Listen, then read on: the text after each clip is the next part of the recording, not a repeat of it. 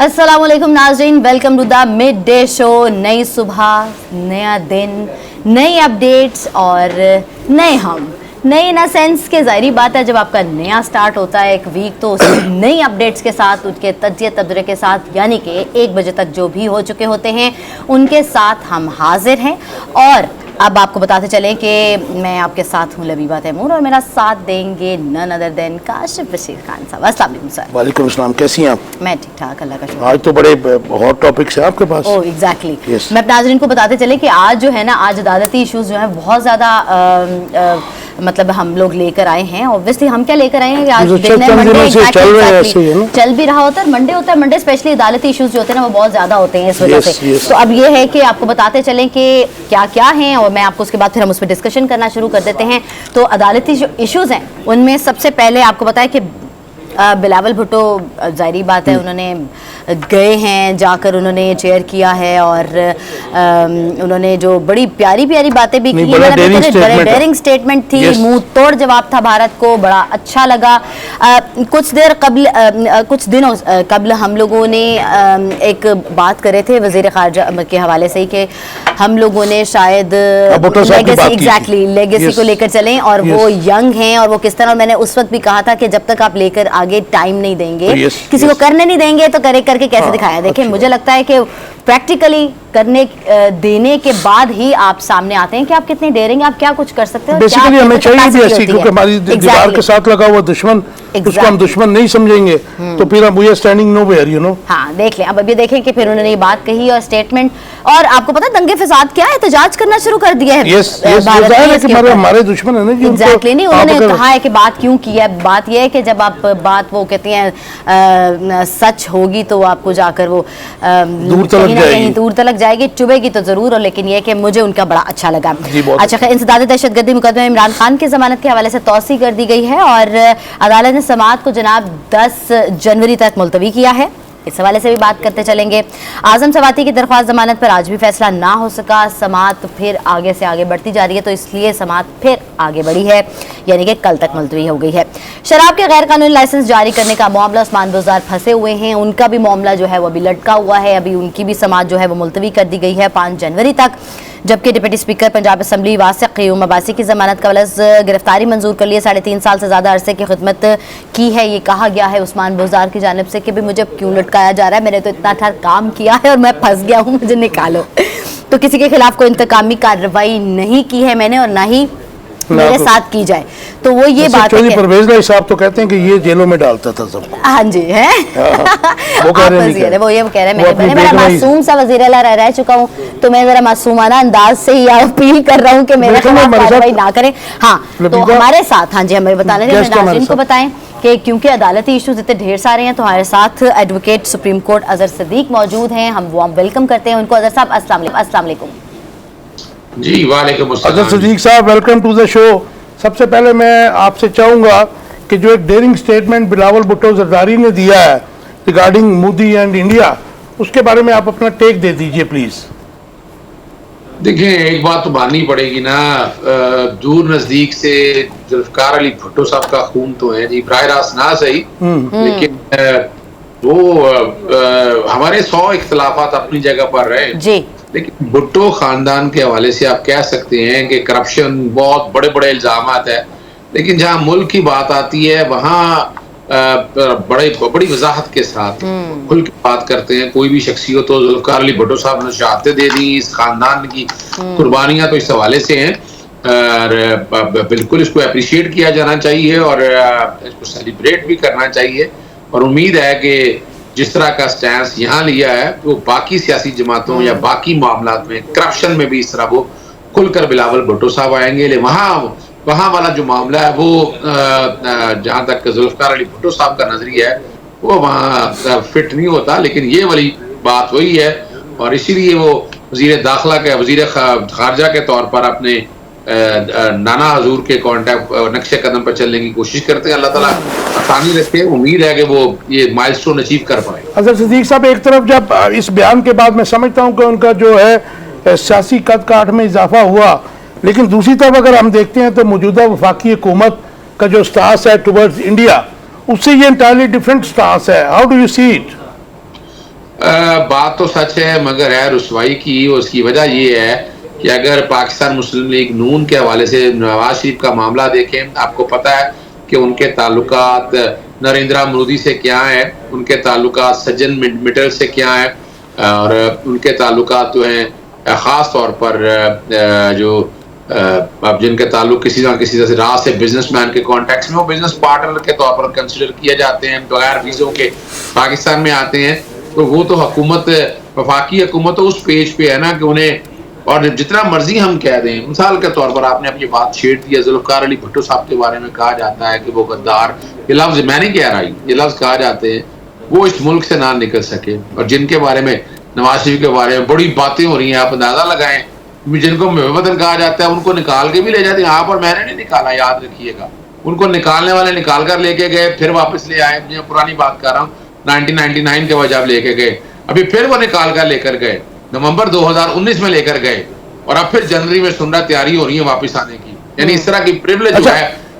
अजहर सदीक साहब, देखिए एक परसेप्शन है ना, कुछ तबका है जो कहता है, लेकिन हम जुल्फ़िकार अली भुट्टो की वो खिदमात तो नहीं भूल सकते कि जो नॉट एट ऑल, जो उन्होंने इंडिपेंडेंट खारजा पॉलिसी दी, आपको छठा एटमी ताकत बनाया। मैं क्रेडिट हमेशा उनको ही देता हूँ, मेरे ख्याल में आप भी देंगे।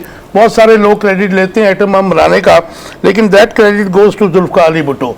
तो ये काशिफ बशीर साहब, मैंने तो जुल्फ़िकार अली भुट्टो साहब के ट्रायल का सारा रिकॉर्ड पढ़ा है, 342 की स्टेटमेंट पढ़ी है हेनरी किसिंजर के सामने। Yes. we will eat grass and will not compromise। उन्होंने एटॉमिक लाहौर के दोनों और उनको ये जो उन्हें फांसी भी दी गई, वो असल तो वजह ये थी, ये तो अमेरिकन ऑपरेशन रजीम चेंज थी ना। अजहर सदीक साहब, बिलावल भुट्टो जरदारी के इतने डेयरिंग स्टेटमेंट के बाद एक तरफ तो इंडिया में शोक मनाया जा रहा है, प्रोटेस्ट भी शुरू हो गया है, प्रोटेस्ट कर रहे हैं, तो दूसरी तरफ आप देखते हैं कि जो कमिंग डेज में इलेक्शन आ रहे हैं, चाहे वो 1 माह में होते हैं या 1 साल के बाद होते हैं, उसमें इस बयान के बाद, इस स्टांस के बाद पीपल्स पार्टी को कोई बूस्ट मिलेगा? पॉलिटिकली बात कर रहा हूं मैं। हाँ, ये पॉलिटिकल, देखिए मैं इसमें अब ये डिपेंड करता है कि वो कैश करवाते हैं या नहीं करवाते, कौम इस बात को कबूल करती है ना। खाली सिर्फ इस बयान के ऊपर कोई फर्क तो पड़ेगा, लेकिन इसके साथ साथ जब तक करप्शन और ये बाकी मामला जो एक मेन एजेंडा है उस पर नहीं बात होगी, तो मैं नहीं समझता कि इतना कोई इफेक्टिव जो है, यानी फर्क पड़ेगा। लेकिन अगर उसको आपको यहाँ तक लेके जाना है, तो वहां आपको इस तरफ भी सोचना पड़ेगा कि 13 सियासी जमातों के साथ अगर तो बैठकर आप इलेक्शन लड़ेंगे, फिर तो मुश्किल ही है कि इसका कोई क्रेडिट ले सकें यहाँ से। That's what I wanted to know, कि अगर independent solo flight people's party next election में करती है, तो क्या उनको कोई बेनिफिट मिलेगा या इत्तेहाद में रहने से मिलेगा? ना जी ना, देखिए ये पीपल्स पार्टी की अपनी एक हैसियत है, आजादाना हैसियत है, और हमेशा उन्होंने बीबी साहिबा से आ जाए, जुल्फ़िकार अली भुट्टो से आ जाए, उन्होंने इस तरह का चीचों का मुरब्बा बन के इलेक्शन कभी नहीं लड़े हैं, और वो अपनी इनफरादी हैसियत उन्होंने बरकरार रखी है। और अब भी मेरी तरफ से तो एडवाइस यही है, उन्हें इंडिपेंडेंट इलेक्शन लड़ने चाहिए। 4 जमानतों के मामला आज हुए हैं। सबसे पहले आजम स्वाति, फिर इमरान खान की जमानत में तुसी हुई, और शराब के गैर कानूनी परमिट जारी करने के मामले में भी 5 जनवरी उस्मान बुज़दार का 5 जनवरी तक जो है तुसी हुई है। फिर डिप्टी स्पीकर की जो है जमानत कबल से गिरफ्तारी मंजूर हुई है। How do you see it? क्योंकि ये जमानतें चलती रहेंगी, इनका मेरे ख्याल में आप बेहतर बता सकते हैं कि इनका एंड रिजल्ट क्या होगा।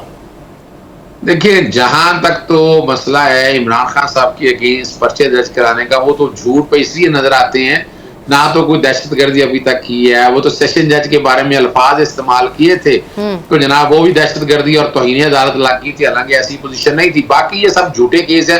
कोशिश है कि इमरान खान साहब को किसी ना किसी तरह से, यानी इलेक्शन कमीशन अपने इख्तियार से तजावुज कर रहा है, ये सारा मामला हम देख रहे हैं, और रिकॉर्ड के ऊपर ये सारी चीजें हम देख रहे हैं। बड़ा मुश्किल है, और इन केसेस में मैं नहीं समझता, यानी आजम सवाती साहब के हवाले से तो मैं समझता हूँ खाली पर्चों की हद तक तो बात थी, लेकिन अब ये प्रिंसिपल एक सेट डाउन हो जाना है कि और इलेक्ट्रॉनिकली जो मामला है वो एफआई का इख्तियार आएगा। बलोचिस्तान, लेकिन सदीक साहब, बलोचिस्तान और सिंध हाई कोर्ट्स ने खत्म कर दिए उनके ऊपर जो एफआई खत्म हो गया ना।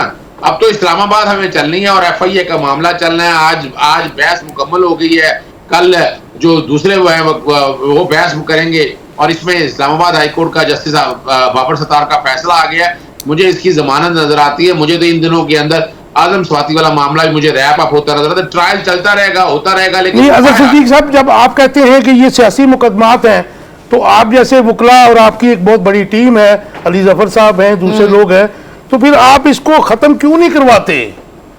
अच्छा देखिए, आपके सामने आपने ये देखा होगा कि बलूचिस्तान में मुकदमे खत्म हो गए, सिंध में मुकदमे खत्म हो गए, और पंजाब में मुकदमा आपके सामने कोई ऐसा है नहीं। ये अब रह गया है सिर्फ FIA की हद तक, और FIA में जमानत के बाद उसके क्वैशमेंट के हवाले से मामला आएगा, और वो भी मेरा ख्याल है मुश्किल ही है चल सके।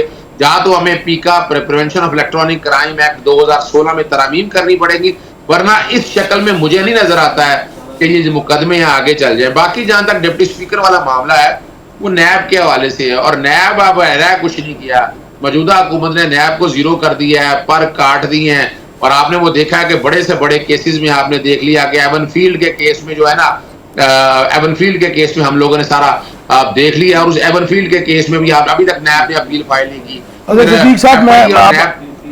सिद्दीक साहब, आपसे एक लास्ट क्वेश्चन मैं पूछना चाह रहा हूँ कि जब नैब के पर काटने की बात होती है, तो इमरान खान, PTI और आप वकला जो हैं, उनकी टीम जो है, वो सुप्रीम कोर्ट में भी गए हैं। कोई आउटकम आपको नजर आ रहा है कि सेट असाइड हो जाएगा, या फिर उसको अगली असम्बली तक? ये भी सुनने में आया कि हो सकता है मुझ पे कंटेम्प्ट ना लग जाए, लेकिन ये हो सकता है कि अगली असम्बली तक इसको डेफर कर दिया जाए कि वो इसका डिसाइड करे, नैब का जो मुस्तकबिल है, जो अमेंडमेंट की गई है दूसरी असम्बली से।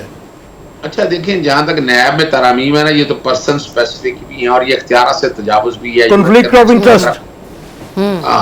ये देखिए ना, अगर प्राइवेट लोगों की हद तक तो नैब में ये तरामीम होनी चाहिए थी, लेकिन ये जो आपने टोटल 50 करोड़ और ये सारा जो कुछ भी हुआ है ना, ये नजर आ रहा है ये बदनीति पे है, और ये स्टैंड नहीं कर पाएंगी। सुप्रीम कोर्ट बड़ा मुश्किल है, इनको प्रोटेक्ट करेगी। माइंड भी दे दिया कि वन साइडेड हुआ है, ना कोई डिबेट हुई, ना कोई डिटेल डिस्कशन हुई, और इन लोगों ने अपनी जात की हद तक, और यही नुकसान भुगते फिर है ना कौम। यानी अब तो आपने कितने करप्शन के केसेस देखे हैं कि इन दिनों में इन्होंने पकड़े हो। जहां तक उस्मान बुज़ार है, वो भी मैं बता दूं आपको, नोट कर लीजिएगा, वो कोई केस नहीं है, वो भी फारग हो जाएंगे, बाकी भी फारग हो जाएंगे। पर शहजादी का केस एक झूठा सा मुकदमा बनाकर चल रहे हैं, मैं उसको लेकर चल रहा हूँ इख्तियार के हवाले से, वो वहां कोई नहीं है। यानी वो सियासी तौर पर इस्तेमाल होने वाली बातें अभी भी आज भी मौजूद है, लेकिन ये तरमीम जो है ना, मैं इसको खड़ा होते नहीं देखता। अगर सिद्दीक साहब, इससे रिलेवेंट एक क्वेश्चन है कि अगर इसको सेट असाइड कर दिया जाता है या डेफर कर दिया जाता है, तो फिर उसके बाद जो सारे इकदाम हुए नैब से XYZ किसी के भी, तो उनका क्या बनेगा? मैं लीगली आपसे ये सवाल पूछना चाह रहा हूँ ताकि हमारे व्यूअर्स को पता चल सके। देखिए, मैं एक बात बता दूं आपको, वो केसेस सारे अपने अपनी जगह वापस आ जाएंगे, उसी जिस पोजीशन पे गए हैं, जैसे NRO के दौर में हुआ था, और ये फिर मामला चलेंगे। मां सिवाय एवनफील्ड, जो कि एवनफील्ड वाला मामला तो अपील में जाकर सेट असाइड हुआ है, लेकिन ये वाले जो मामले हैं बाकी हैं, FIA के वाले से जो मनी लॉन्ड्रिंग वाले मामले किए हैं, उसमें देखने वाली बात है कि उसमें क्या आता है। मुझे 1 मिनट मतलब जो वन लाइनर दे दीजिए, जो आप कैसे देखते हैं कि जो परवेज इलाही साहब ने एक बयान दिया कल, इमरान खान साहब की जो स्टेटमेंट है, जो उनके साथ बैठे, काश साहब, इमरान खान साहब ने बड़ी इंटेलिजेंट और बड़ी पॉलिटिकल मूव चली है। उन्होंने 6 दिन का टाइम इसीलिए दिया कि जिस किसी ने जाना है जहां, उन्हें पता था इस बात का, वरना तो वो असेंबली में फौरन तहलील कर सकते थे। उन्हें पता था कि जो किसी ने जाना है, मेरे पास जो लेटेस्ट पोजीशन यही है कि वो चौधरी शुजात और शहबाज शरीफ के साथ बैठे मीटिंगें चल रही हैं, सियासी मौत वो चाहते हैं तो इनके साथ ज्वाइन कर लेंगे, वरना परवेज इलाही ऐसा कोई मामला नहीं है। और ये टाइम इसलिए दिया, तहरीक है तो आ नहीं सकती है ना इस कॉन्टेक्स्ट में। अच्छा, ये भी मैं पूछना चाह रहा था कि क्या गवर्नर साहब वोट ऑफ कॉन्फिडेंस लेने का कह सकते हैं कि इजलास तो जारी है? उसमें भी देखिए, नया इजलास बुलाना पड़ेगा। इजलास प्रोग नहीं हुआ, इजलास खत्म नहीं हुआ, वो तो नया जब इजलास आएगा और वो भी सेटिस्फाई का तरीका तो मैं आ नहीं सकती, क्योंकि इनके पास मेजॉरिटी तो है नहीं, खिलाफ तो वो दाखिल हो जाएगा। हाउ डू यू सी, क्योंकि आप उनकी जो लीगल टीम है उसका भी हिस्सा है अजहर सिद्दीक साहब, 23 को असम्बलियां टूट जाएंगी? होनी जी, तहरीक तो में एतमाद आ रही है, ना एतमाद की आ रही है। सिर्फ एक चांस बनता है कि चौधरी परवेज इलाही को यहाँ से इस्तीफा दे दे और कल वो दूसरी लोगों के साथ बैठकर को नए वजीर आला के तौर पर आना चाहें, वो एक उसके लिए तो फिर इलेक्शन लड़ना पड़ेगा, सियासी मौत होगी। नहीं, आप समझते हैं कि 23 दिसंबर को असम्बलियां टूट जाएंगी?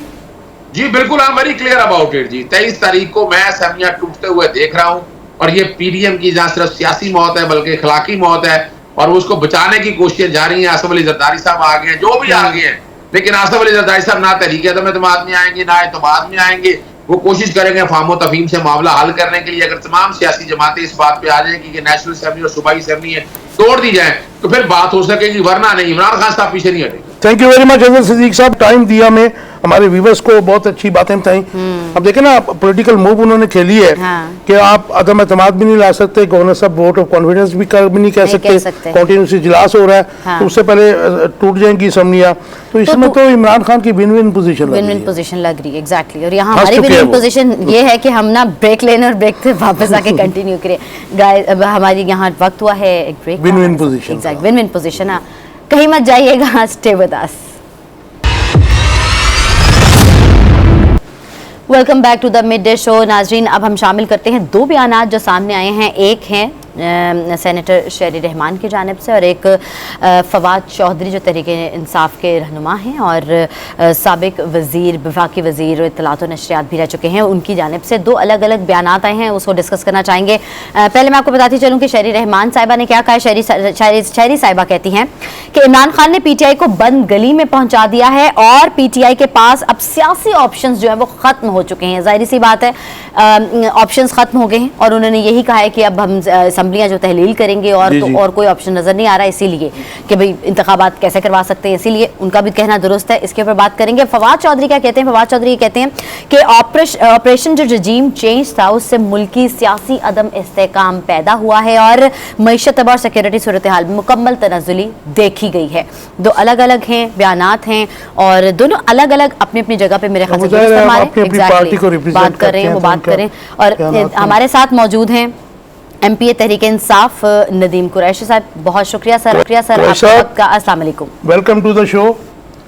मैं क्विकली आपसे चाहूंगा कि एक बयान दिया, स्टेटमेंट दिया है जो बिलावल भुट्टो जरदारी साहब ने, कतई नजर इससे कि आपका ताल्लुक तहरीक इंसाफ से है, लेकिन मैं चाहूंगा कि ऑनेस्ट ओपिनियन दीजिए कि जैसे अवाम भी हमारे जो है इंडिया को, जाहिर है कि वो हमारा असली दुश्मन है, तो माजी में भी जो भी लीडरान जो हैं उनको ललकारते रहे हैं और ललकारना भी चाहिए, दुश्मन को दुश्मन समझना चाहिए। इस स्टेटमेंट के ऊपर आपका टेक चाहूँगा कि उन्होंने कहा जो उसामा बिन लादेन तो मर चुका है लेकिन गुजरात का कसाई मोदी जिंदा है, तो how do you see it?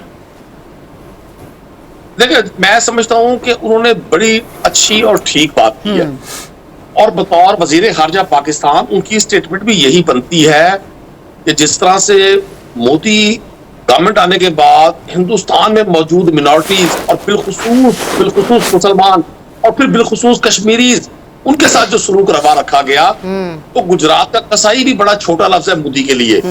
और मुझे इस बात का 100% यकीन है, हम पाकिस्तानी हमारे दाखिली तौर पे, सियासी तौर पे, नजरियाती तौर पे, आइडियोलॉजिकली जो भी डिफरेंसेस हों, हमें इस बात का 100% यकीन है सब लोगों को कि हिंदुस्तान की सूरत पे हमें एक ऐसा पड़ोसी मिला हुआ है जो कभी नहीं चाहता कि पाकिस्तान में इस्तेहकाम हो, और उसकी बुनियादी वजह वो कश्मीर के लोगों के साथ रवा रखा जाने वाला जुल्म और सितम है। और फिर कश्मीर के लोगों को जिस तरह से इन्होंने उनकी मेजॉरिटी को मिनॉरिटी में तब्दील करने की एक घिनौनी साजिश की है। और मैं बिलावल साहब से, क्योंकि वो फॉरेन मिनिस्टर हैं जब पाकिस्तान तहरीक इंसाफ की गवर्नमेंट थी, तो वो कहा करते थे कि जी पाकिस्तान तहरीक इंसाफ की गवर्नमेंट ने कश्मीर का सौदा कर लिया।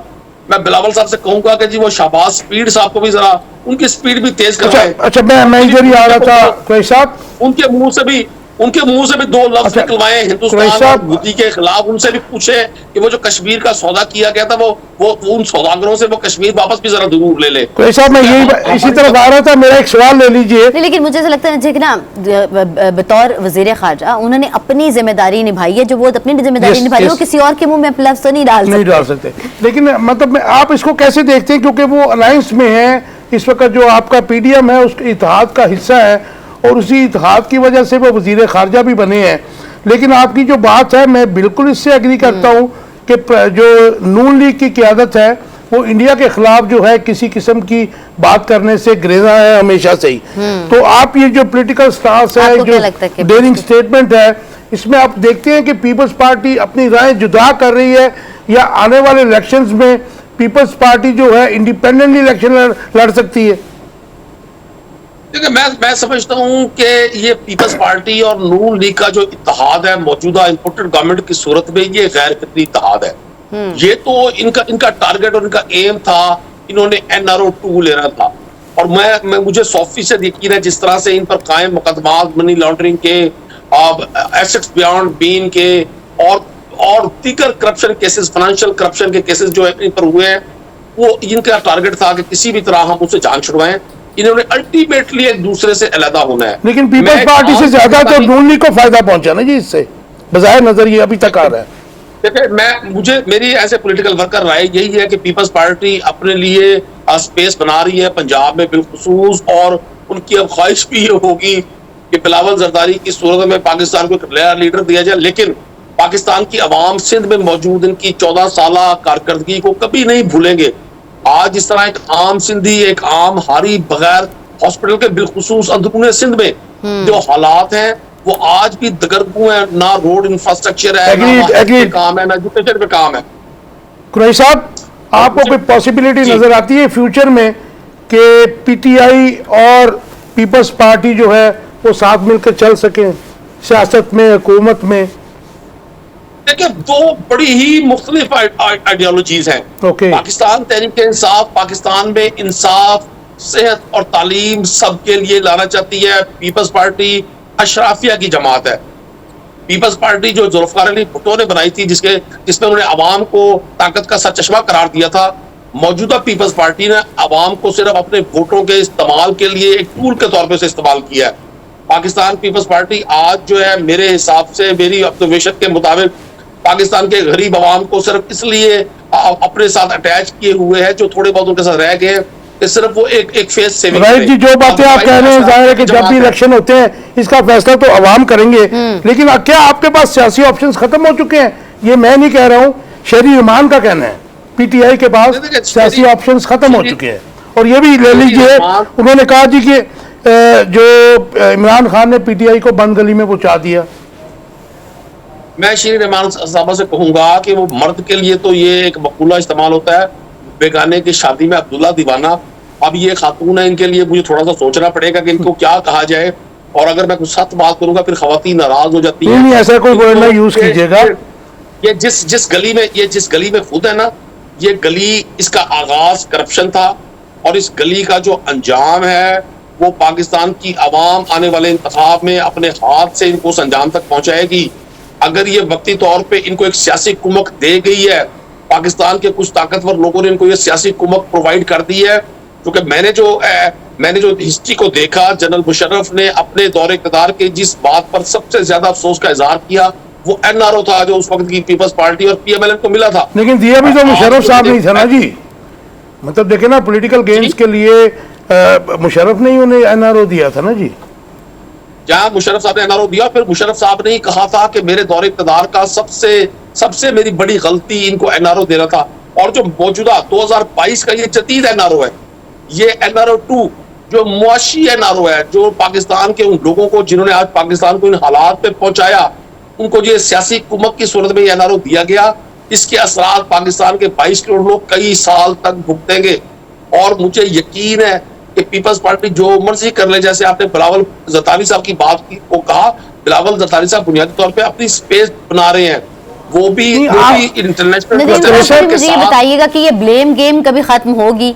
अभी वो भी यही ब्लेम कर रहे हैं, आप भी यही ब्लेम कर रहे हैं। नुकसान तो हम लोग जैसी आवाम का होता है, बीच में हमारा तो कुछ भी नहीं हो चुका है। मतलब ये ब्लेम गेम कब तक चलेगी? आप मुझे आवाम तस्वर क्यों नहीं करते? मैं मिडिल क्लास को रिप्रेजेंट करता हूँ, मैं 4.5 लाख लोगों का नुमाइंदा हूँ। आप मुझे बिल्कुल, आप आवाम ही हैं, हम तो सबकी बात कर रहे हैं, हम इज्तिमाई बात कर रहे हैं जी, इज्तिमाई बात कर रहे हैं कि एक दूसरे के ऊपर इल्जाम लगाने से तो कोई फायदा ही नहीं होगा ना। अच्छा नदीम कुरैशी साहब, मुझे ये बताइए कि आप असम्बलियां तोड़ देते हैं 23 को, दोनों असम्बलियां मेजर असम्बलीज है, उसके बाद भी अगर वो वफाकी हुकूमत जो कि बाज़ाहिर नजर आ रहा है वो जनरल इलेक्शंस की तरफ नहीं जाते, तो आपकी नेक्स्ट स्ट्रेटेजी क्या होगी? क्या बाकी ये बात सही है कि आपके सियासी ऑप्शंस खत्म हो चुके हैं?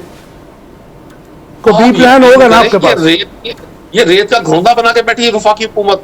ये आपको दूर से मजबूत नजर आ रहे हैं। ये जब पाकिस्तान के 67-70% एरियाज में अरकान असेंबली रिजाइन कर जाएंगे, असेंबलियां खत्म हो जाएंगी, तो अखलाकी तौर पे, कानूनी तौर पे, आईनी तौर पे इनके पास कौन सा जवाब बचेगा? नदीम कुरैशी साहब, आपकी बात से एग्री करता हूं, लेकिन जब आपको हार नजर आ रही हो और आप ड्राइविंग सीट पे हो, आपके पास इक्तदार हो, तो फिर पाकिस्तान की हिस्ट्री तो यही बताती है कि फिर इक्तदार कोई नहीं छोड़ता है। दे विल ट्राई मैक्सिमम कि जितना भी प्रोग्राम कर सके उसको। हर मुमकिन कोशिश होती है। सर, पाकिस्तान की हिस्ट्री फिर ये भी बताती है कि अल्लाह के फैसले भी आते हैं और फिर अवाम अपना फैसला भी करती है, और बड़े बड़े ताकतवर लोगों को फिर सर झुकाकर, सर रुक होकर पतली गली से निकलना पड़ता है। पाकिस्तान की तारीख ये भी बताती है, ये बज़ाहिर ताकतवर नजर आने वाले लोग रेत के घरोंदों में बैठे हैं। ये पाकिस्तान की अवाम के वोटों के सैलाब से ये रेत के घरोंदे बह जाएंगे। ये मर्जी इसको रोक ले।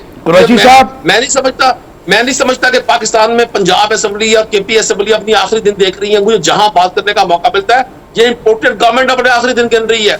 ये अगले 100 दिन पूरे नहीं करेंगे। पाकिस्तान को अल्टीमेटली मार्च से पहले नए इंतखाब की तरफ जाना पड़ेगा। साहब, आप नहीं समझते, इमरान खान साहब नहीं समझते कि केपी असेंबली और पंजाब असेंबली तोड़ने के बाद वाकई हुकूमत पावरफुल हो जाएगी, क्योंकि अल्टीमेटली केयर गवर्नमेंट्स आएंगी तो उनका इन्फ्लुएंस ज्यादा होगा because they are in power. तो फिर आपको पॉलिटिकल विक्टिमाइजेशन भी हो सकती है, आप लोग तंग भी हो सकते हैं। इमरान खान की सिक्योरिटी के जो मामलात हैं उन पर भी कंप्रोमाइज किया जा सकता है, क्योंकि आपका पॉलिटिकल टर्मोइल पाकिस्तान में और कशीदगी इस इंतहा तक पहुंच चुकी है नून लीग और इत्तेहादियों के साथ कि इसमें मुझे वापसी तो नजर ही नहीं आती है। मैं समझता हूं कि बड़े मकासद के लिए, बड़े मकसद के लिए, बड़े गोल्स के लिए, बड़े टारगेट्स के लिए ये रिस्क, ये थ्रेट्स, ये तो बर्दाश्त करने पड़ते हैं।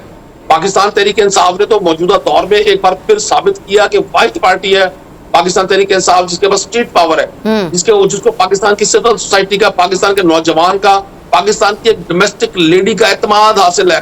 पाकिस्तान तहरीक इंसाफ ने बिलखुसूस हमारे लॉन्ग मार्च जो मई 2022 पे था, उसके जो 3 दिन थे 22 से लेकर 25 तक, जो जुल्म की दास्तानें पाकिस्तान तहरीक इंसाफ के एक आम वर्कर ने बर्दाश्त की।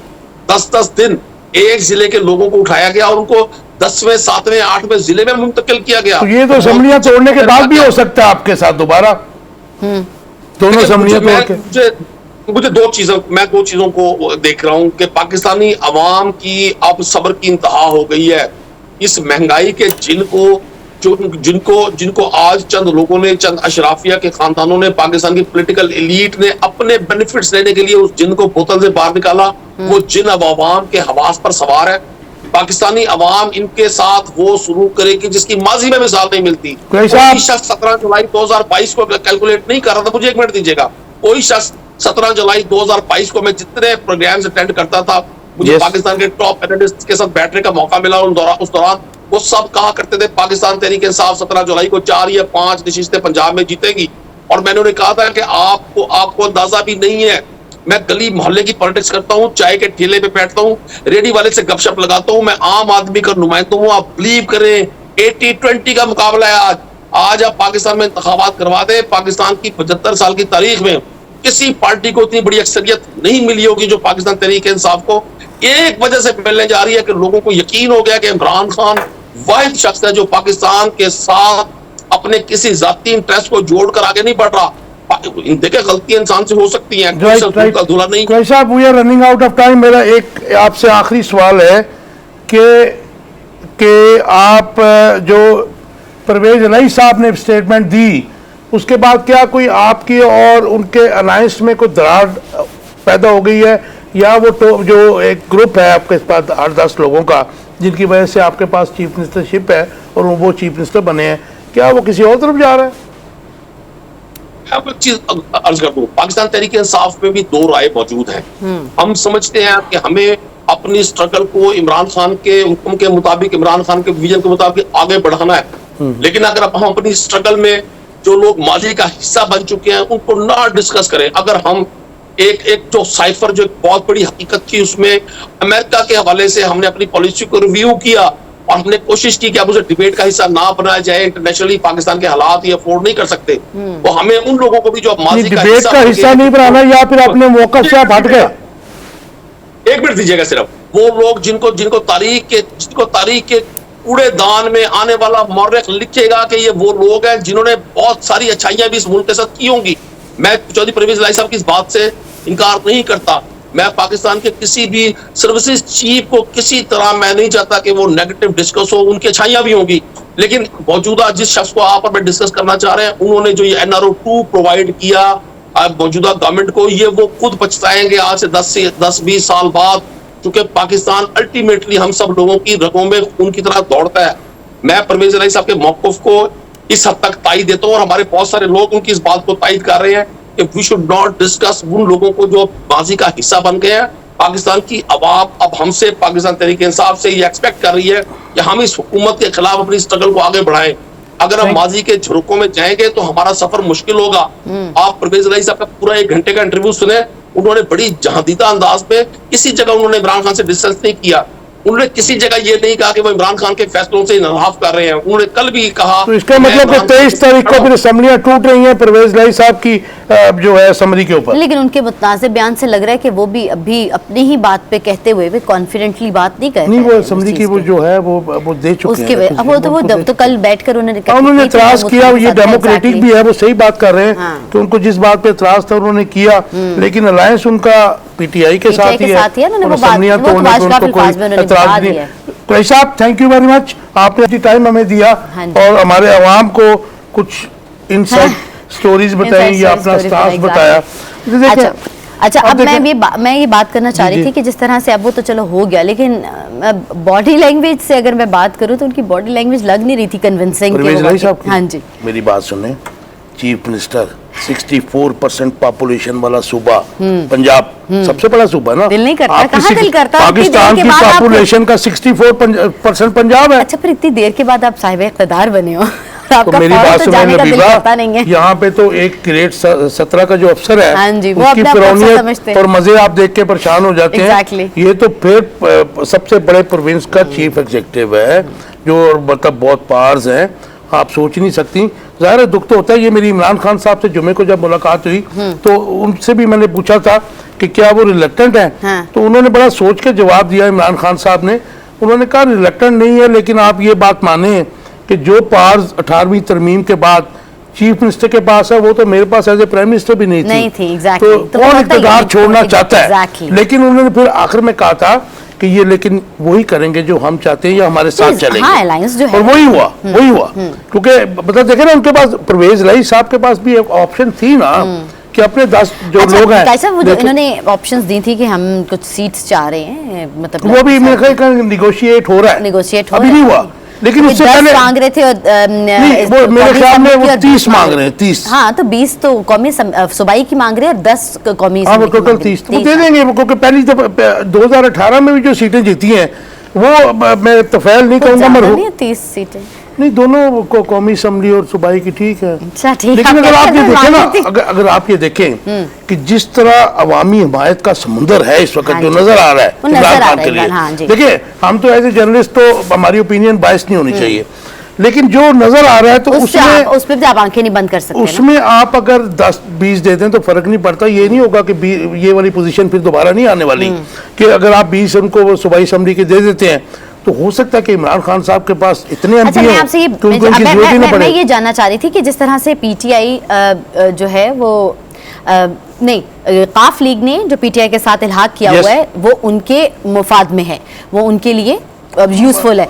आगे आने वाले वक्तों में अगर ये जीतते भी इमरान खान और वो कहेंगे हमारे इत्तेहादी बन जाओ, तो क्या इमरान खान को जरूरत होगी काफ लीग की? लेकिन मेरे ख्याल में उनको साथ रखना चाहिए, क्योंकि परवेज इलाही साहब इखलाकी तौर पे कह रहे हैं, परवेज इलाही साहब जो है ना पॉलिटिकली बड़े स्ट्रॉन्ग हैं, वो बहुत स्ट्रॉन्ग है। और उसके अलावा जाहिर है कि हुकूमतें चलाने का एक तरीकाकार भी होता है। आपने अभी बात की कि बड़ा मासूम किस्म का उस्मान बुज़दार वज़ीर आला था, लेकिन मेरी अपनी ओपिनियन है, नहीं मैं पर्सनालिटी कह रही थी तो मेरी अपनी ओपिनियन है कि नुकसान पहुंचाया गया। हमारे प्रोड्यूसर साहब ना बहुत जोर जोर से कह रहे हैं, हमारे गेस्ट साथ हैं, इन्होंने बात नहीं करने देनी हमें, उन्होंने नहीं करने देनी। अब्दुल्ला हैं। नाजरीन, हमारे साथ हैं डॉक्टर ज़ैन मोमिन ख़ुसूसी वज़ीर आला पंजाब, शामिल गुफ्तगू करते हैं ज़ैन अली भट्टी। अस्सलाम वालेकुम। जी वालेकुम अस्सलाम। जी भट्टी साहब, welcome to the mid day show. जी थैंक यू सर। जरा मुझे ऑनेस्ट ओपिनियन दीजिए कि बिलावल भुट्टो जरदारी ने जो बड़ा डेयरिंग स्टेटमेंट दिया है रिगार्डिंग मोदी एंड इंडिया, उन्होंने कहा कि गुजरात का कसाई जिंदा उसामा बिन लादेन जो है वो तो मर गया, तो मोदी को उन्होंने एक कसाई बूचर कहा है। तो आपकी बड़ी ऑनेस्ट ओपिनियन चाहिए ऐसे पाकिस्तानी, मुझे पॉलिटिकल बातें भी करते हैं हम बाद में। बीइंग अ वज़ीर खारजा उनकी स्टेटमेंट अच्छी थी, ऑब्वियसली कौमी सलामती के हवाले से उन्होंने बात की है, तो ये कैसे उन्होंने बात की है, आपका टेक? उसमें जी मैं ये समझता हूँ कि कल जो चौधरी परवेज इलाही साहब ने जो अपना इंटरव्यू दिया है उसके अंदर जिस तरह जो उन्होंने जनरल बाजवा साहब के बारे में जो है वो अपनी राय का इजहार किया, वो ब्रॉडर एस्पेक्ट में अगर आप जाएं तो उसमें यही है कि पाकिस्तान के लिए सबसे जो मुकद्दम है वो पाकिस्तान के इदारे हैं और उनके सरबराहान हैं, और हमें जो है वो चूंकि हमारी जो फौज है वो हमारा फख्र है और general Qamar I am coming to the point sir, मैं ये कह रहा हूँ कि जनरल बाजवा साहब जो है वो सिपा सलार रह चुके हैं और वो काबिल इज्जत है। तो जब पाक फौज का और हमारी जो है वो एस्टेब्लिशमेंट का उसका जो नैरेटिव है वो जो हम समझते हैं कि हमारा दोस्त कौन है, हमारा दुश्मन कौन है, हमारी सरहदों के मुहाफिज कौन है और कौन है जिससे हमारी बार बार जो है वो जंग हो चुकी है 65 में, 71 में, 99 में, कारगिल में, 99 में। तो आई डोंट थिंक सो कि हमें किसी को कोई गलतफहमी है अपने हमसाये ममालिक के बारे में, तो इस हवाले से जो है वो ठीक है बयान। अच्छा, अब आते हैं जी आपके वो पॉलिटिकल जो इस वक्त बयानात पे बड़ा शोर पड़ रहा है, तो आपके जो परवेज इलाही साहब ने जो बयान दिया, ठीक है जी, उसके बाद एक अलग डिबेट शुरू हो गई पाकिस्तान में और उसको नून लीग जो है अपनी मर्जी से यूज़ कर रही है और पीटीआई में भी जो है वो उसके ऊपर रिएक्शन भी आया है, कुछ लोग सपोर्ट भी कर रहे हैं। तो ये क्या मतलब, ये जो स्टेटमेंट है परवेज इलाही साहब ने तो खुला खुला कह दिया, तो लोग आपको तो बी टीम भी कह रहे हैं एस्टेब्लिशमेंट की, काफ लीग को। नहीं कि उसमें ये है परवेज साहब ने जो है जो मैसेज दिया है उसमें ये है कि बीइंग द पॉलिटिकल वर्कर, मैं समझता हूँ मेरे लिए भी वो मैसेज इतना इम्पोर्टेंट है कि पाकिस्तान में आने वाली अपकमिंग जनरेशन को जो है और जो पॉलिटिकल लीडरशिप को जो है वो हलीमी और बुर्दबारी का मुजाहरा और तहम्मुल का मुजाहरा करना चाहिए। इख्तिलाफ इज समथिंग एल्स एंड इख्तिलाफ राय इज समथिंग एल्स। तो जब हमने कोई फैसला लेना है, कोई सियासी फैसला लेना है, तो उसके अंदर कंसेंसस डेवलप होना जो है वो दैट इज वेरी इंपॉर्टेंट।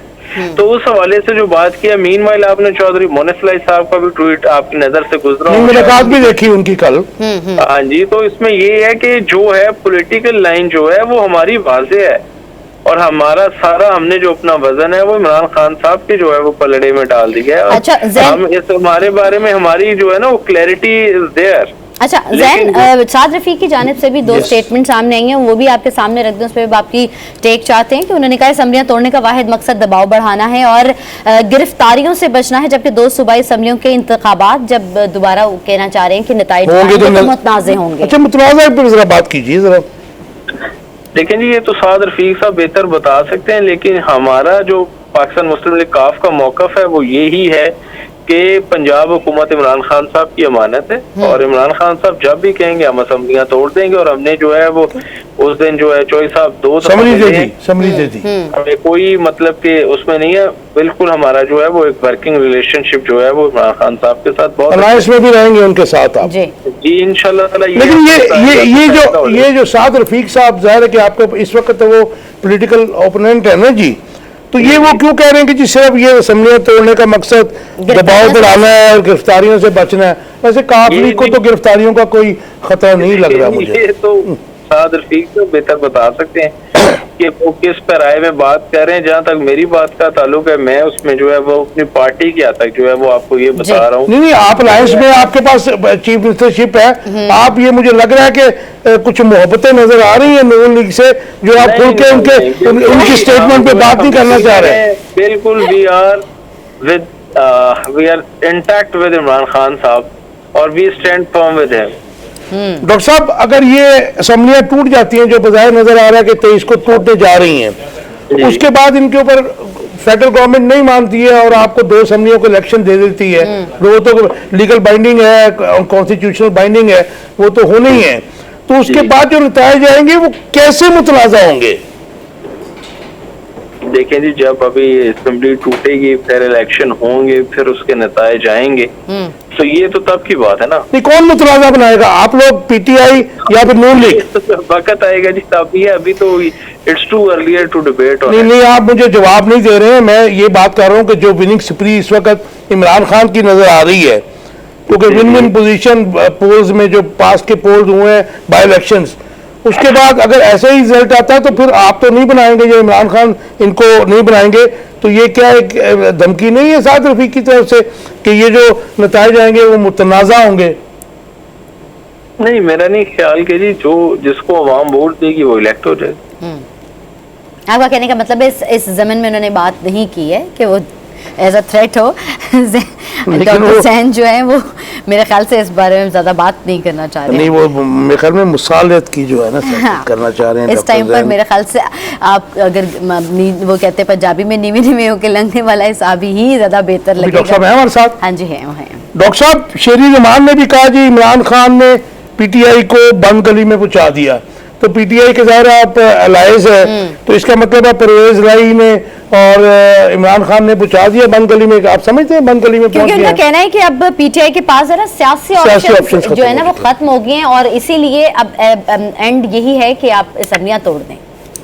नहीं जी, मेरा ख्याल है कि इमरान खान साहब इस टाइम जो among the all political leadership of Pakistan, he is the most popular leader, और वो इस देखें आप उनके जलसे जुलूसों से अंदाजा we are talking about his options के उनके पास पॉलिटिकल ऑप्शंस। पॉइंट जी, I am coming to the point जी। उसमें ये है कि जब क्या उसको कहते हैं 7 सीटों से एक शख्स जो है वो इलेक्शन लड़े और कामयाब हो, और उससे पहले उसकी जमात जो है वो 20 हल्कों से जो है वो ज़िमनी इंतखाब लड़े एक सूबे में, और वहां से उसको तकरीबन 15-16 नशिस्तों पर कामयाबी हासिल हो। राइट जी, thank you very much. We are off time. मुझे 1 लाइन आंसर दे दीजिए कि अगले इलेक्शनों में आप जो हिस्सा लेंगे वो पीटीआई के साथ ही लेंगे?